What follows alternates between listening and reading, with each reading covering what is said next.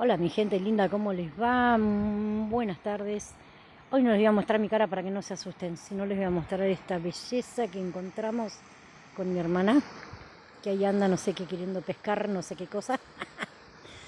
Pero miren lo que es esto, chicos, a ver si lo puedo acercar un poquito más. No, esto es hermoso. Y ustedes no saben la paz y la tranquilidad que se respira acá.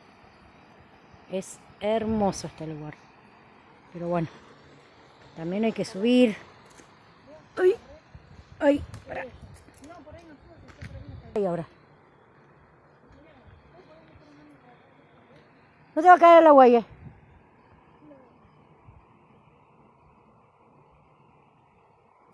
Agárrate.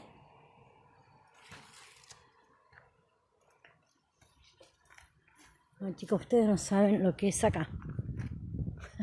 Subir acá va a ser un suplicio, pero lo voy a hacer.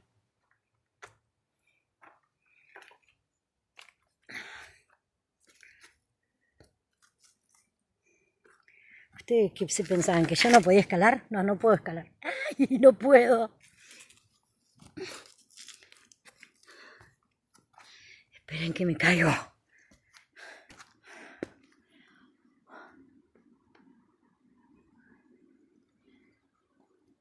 No, no, no. Esperen que todavía no subí. ¡Ay! No, chicos, lo que es esto, por favor. Miren.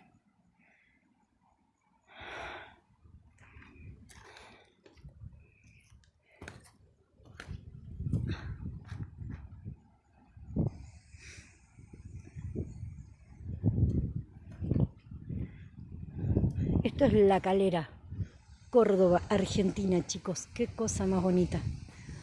Los que vengan a La Calera, quieren conocer esto, ya las traigo. No tengo problema.